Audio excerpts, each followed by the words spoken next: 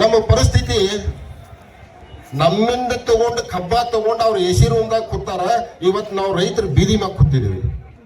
ಇವತ್ತು ನಮ್ಮ ಪರಿಸ್ಥಿತಿ ಹೆಂಗಾಗ್ಯಾವತ್ತಂದ್ರ ಈ ದೇಶಕ್ಕೆ ಅನ್ನ ಕೊಡ್ತಕ್ಕಂಥ ರೈತ ಇವತ್ತು ಬೀದಿ ಮ್ಯಾಗದಾನ. ಅದಕ್ಕೆ ನಾನು ಜಾಸ್ತಿ ಎದ್ದು ಮಾತಾಡಕ್ ಹೋಗಂಗಿಲ್ಲ. ಯಾಕಂತಂದ್ರೆ ಇವತ್ತು ನಮ್ಮ ಶಶಿಕಾಂತ್ ಗುರುಗಳು ಒಂದು ಮಾತು ಹೇಳಿದ್ರು, ನೀವು ಅಧಿವೇಶನೊಳಗ ನಮ್ಮ ರೈತರ ಪರವಾಗಿ ಕಬ್ಬಿನ ಪರವಾಗಿ. ನಾನು ಇದನ್ನ ಮೊನ್ನೆ ಒಂದು ಇಂಟರ್ವ್ಯೂದಾಗ ಮಾತಾಡಿ ನಾನು. ಬಟ್ ನೀವು ಆ ಇಂಟರ್ವ್ಯೂದಾಗ ಆ ಮಾತಾಡಿದ ಮಾತು ಕಟ್ ಮಾಡಿದ್ರು ಅವರು. ನಾನು ಅಸೆಂಬ್ಲಿಗೆ ಹೋಗಿ 2.5 ವರ್ಷ ಆಯ್ತು. ಈಗ ನಾನು ಒಳಗೆ ಕೂತ್ಕೊಂಡ ಕೇಳ್ತಿರ್ತೀನಿ ಮಾತುಗಳು.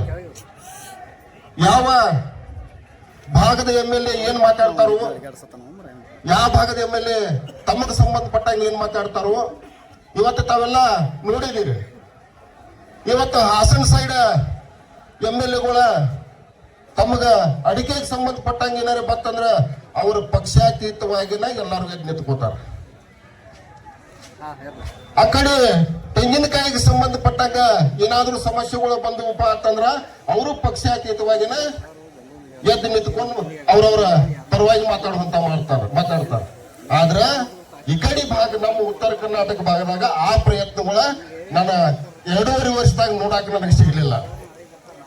ಯಾಕೆ ಸಿಗ್ಲಿಲ್ಲಪ್ಪ ಅಂತಂದ್ರ ಇವತ್ತು ತಮಗೆಲ್ಲ ಸತ್ಯ, ಅದು ಸತ್ಯದಿಂದ ನಿಮ್ಗೆ ಗೊತ್ತೈತಿ. ಏನ್ ಸತ್ಯ ಐತಿಪ್ಪ ಅಂತಂದ್ರ ಯಾರು ರಾಜಕಾರಣಿಗಳದಾರಲ್ಲ ಅವರ ಮಾಲೀಕರದ. ಅದಕ್ಕೆ ನಾನು ಜಾಸ್ತಿ ಏನು ಮಾತಾಡಂಗಿಲ್ಲ.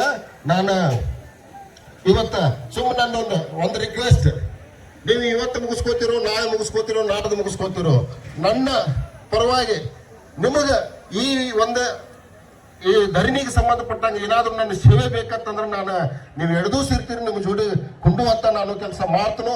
ಮತ್ತೆ ಅದಕ್ಕೆ ಸಂಬಂಧಪಡುವಂತ ಏನಾದ್ರೂ ನನಗೆ ನಿಮ್ ಸೇವೆ ಮಾಡುವಂತ ಅವಕಾಶ ಸಿಕ್ಕರೂ ನೀವು ನನ್ನ ಕೇಳ್ರಿ. ನಾನು ಏನೂ ಇಲ್ಲದೆ ನನಗೆ ಮನಸ್ಸು ಬಹಳ ಹಸನದಿಂದ ನಿಮ್ಗೆ ಸಹಾಯ ಮಾಡುವಂತ ಕೆಲಸ ಮಾಡ್ತನೋ. ನಿಮ್ಗ ಏನ್ ಬೇಕಾದಿರ್ಬೋದು, ನಾ ಇದ ಅಂತ ಹೇಳತ್ತಿದ್ರೆ ನೀವು ಏನೇ ಕೇಳಿದ್ರು ನಾನು ಕೊಡುವಂತ ಪ್ರಾಮಾಣಿಕ ಪ್ರಯತ್ನ ಮಾಡ್ತನೋ. ಆ ದೇವರು ನಿಮ್ಗ ಎಲ್ರಿಗೂ ಒಳ್ಳೇದು ಮಾಡ್ಲಿ ಅಂತ ಹೇಳಿ ಕೇಳ್ಕೊಂಡೆ ನಾನು 1-2 ಮಾತು ಮುಗಿಸ್ತೀನಿ. ನಮಸ್ಕಾರ.